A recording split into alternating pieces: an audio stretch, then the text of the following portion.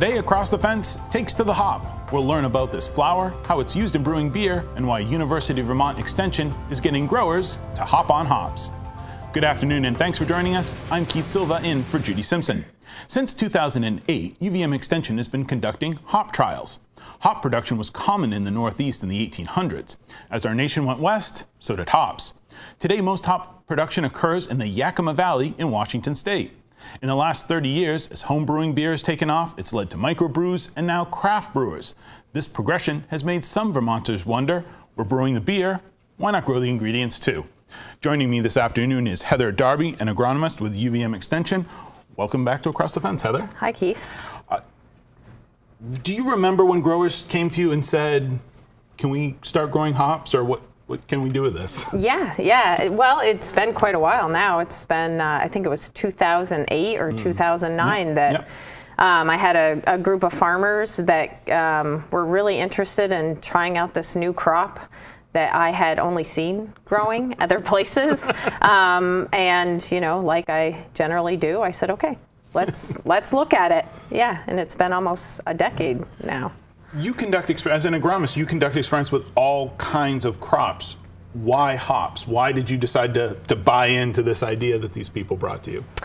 Well, I think generally when, you know, there's demand for a crop and also demand from farmers, you know, our job is to work with them and help them explore the possibility of growing something new on their farm. And at the university, we have the ability to take on some of that risk for the farmers so that we can, you know, provide them the best information about a new crop and how to grow it to reduce the risk that they might have starting out.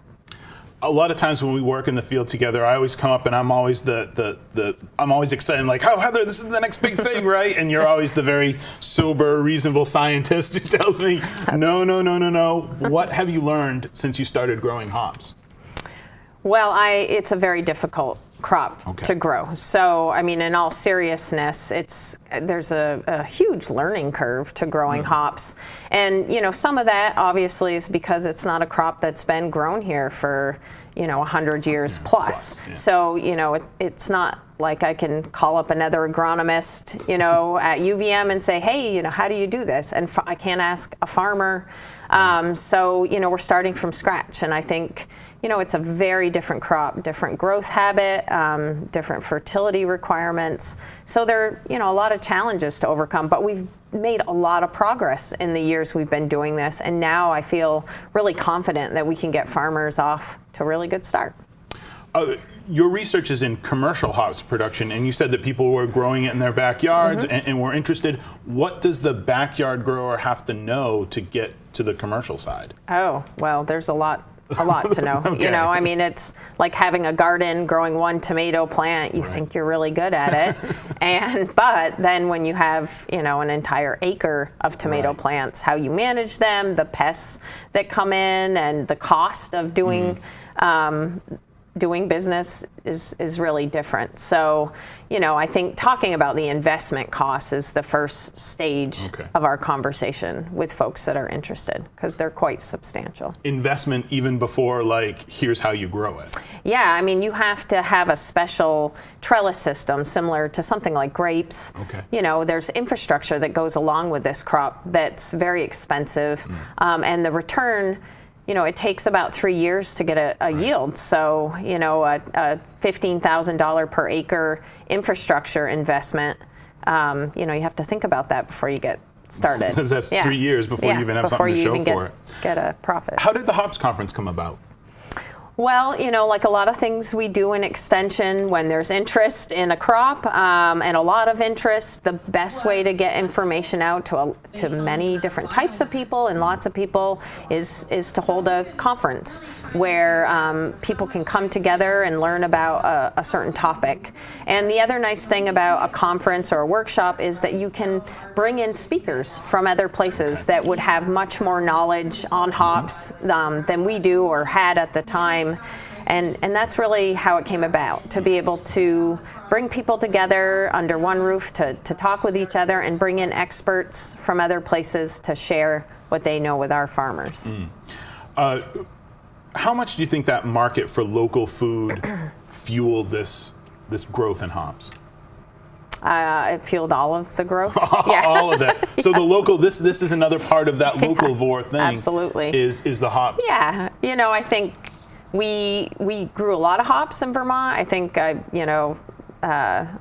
3, 4, maybe 5,000 acres back in the 1800s. Yeah, and that all went away for good reason. It's hard to grow hops here. We have a climate that's conducive to disease and molds, and all those things love hops. So unless we have a really good market and a really good reason to bring those back into production, there's not a good reason to really do it, and the local market is spurring that. Local market. Yeah. Well, most of the hops harvested at UVM's hop yard are used for research, but some have found their way into beer.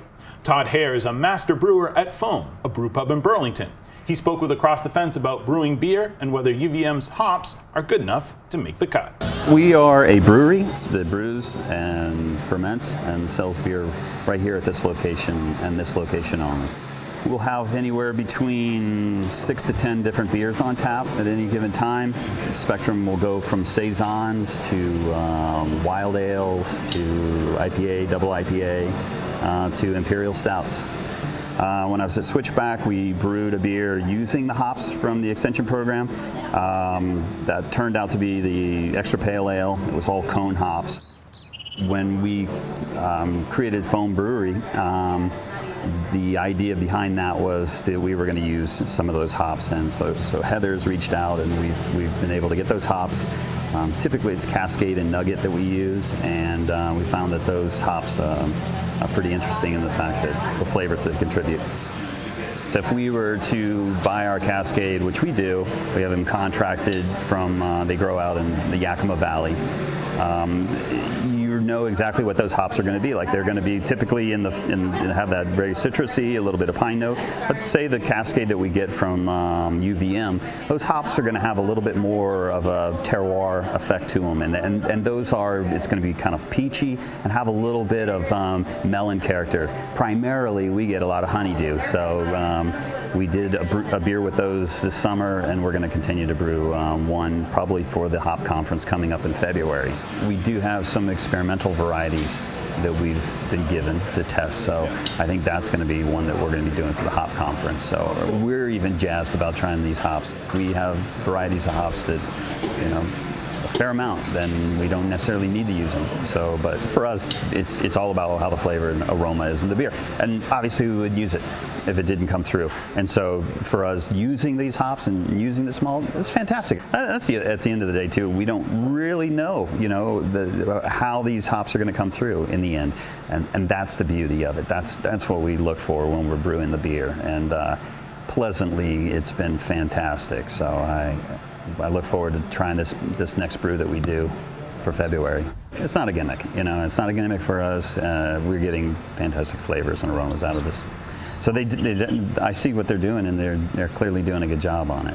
Being on a small scale that we are, 200 gallons at a time is what we brew. The whole idea behind that was to just do small batches of beer. And for us, we can do that. I mean, I can't speak for every brewer out there, but for us, I think that's really what drives us is the unique characteristics that come from these hops or trying them all. Consistency, yes, it's good to have consistency, but trying to push the boundaries and see where hop flavor can come from and what types of malt, what kind of malt can contribute to the final beer. So for us, it's always the experimentation of it and trying to find out where the limits can go as far as hops and malt go. But I mean, I've definitely known it to see it in the way that the hops that we've gotten from UVM. They're just fantastic, and they're different. So it's great. It's like eureka. We're joined now by Melissa Corbin. She's the executive director of the Vermont Brewers Association. Welcome to the Across the Fence, Melissa. Thanks for having me. Melissa, tell us about the Vermont Brewers Association.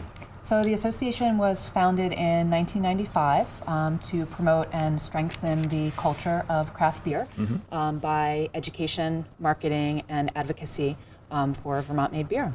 And we have grown tremendously in the last 5 years. We've more than doubled in size. We have 51 members of our association, brewing beer in the state, and 3 more applications pending. So there's 54 manufacturers in the state, which is really exciting. Just in the past year, we've added 12 members to our association, so a new brewer every month. That's awesome. Which is really great. Our main program is about marketing for our members. We have a Passport Brewery Challenge where people go and visit tasting rooms and get stamps on their passport and mail it into our office for merchandise, and that's been a very popular program. 1.6 million people participated in visiting our tap rooms last year, and 1.2 million of those were from out of state. So beercations and tourism is a really big part of our industry now. Vermont is, I mean, it used to be, maple syrup and cheese, and now it's beer. How did that happen? Do you have a sense of that? I think the answer is simple. It's the quality is stellar. I mean, we're making really great beer here in Vermont, and a lot of our brewers have received awards.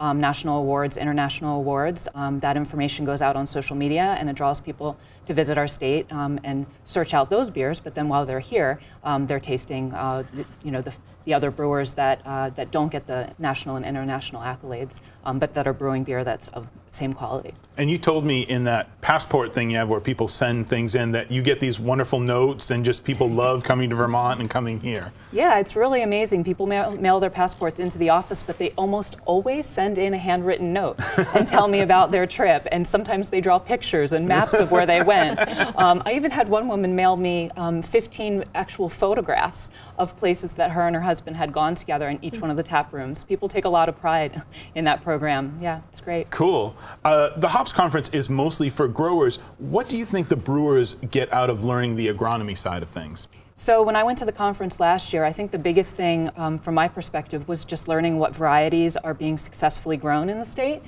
because they have to be thinking about recipe development, and if they're going to use local hops, they need to know what's been successful and what trials they're going to be doing the following year. So that's from my simple perspective from last year. Yeah. I think it's really interesting that the brewers who make the beer and the growers who grow the hops are sort of two separate things. Do you think about, Heather, actually when your job is to make sure it grows, but do you think about it when it leaves and what it's going to be like? Absolutely, because it's a dead end if it doesn't leave, right? So even though I'm just an agronomist and just, work on growing crops, it's even almost more important for me to know that there's a place for those crops to go.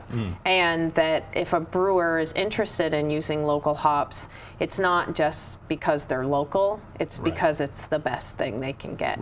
And that's where we're trying to get all the growers, is that, brewers are going to want these hops because they're not only local, but they're really good.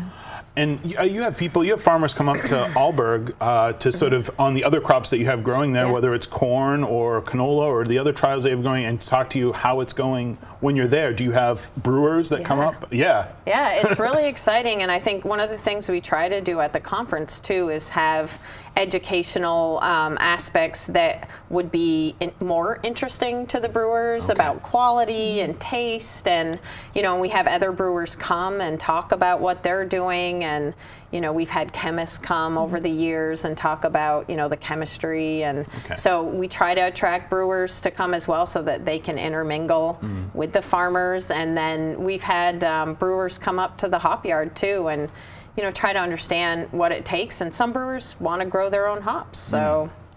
And you said that's a great segue, because you said a lot of your members, or at least a certain number of your members, are growing their own hops, Melissa. Yeah, a small percentage, but about 25% of our members have experimented with local hops, and I would say out of 51. Out of 51, so that's pretty good. That's pretty good, yeah. And I would say there's probably 5 or 6 of those that are growing hops on their property to either augment what they're getting from local growers, or sometimes it's just for decor, trellises leading up into the brewery. Oh, okay, so you get a little bit of marketing going on exactly, there. Exactly. Yep. Well, I want to thank you both very much. The 2017 UVM Extension Hops Conference is on Saturday, February 25th. It takes place at the Sheridan Conference Center in Burlington. Registration opens at 8:15, and the conference runs from 9 to 4:30. I want to thank everyone here at WCAX for making this program possible, and as always, thank you for stopping by Across the Fence.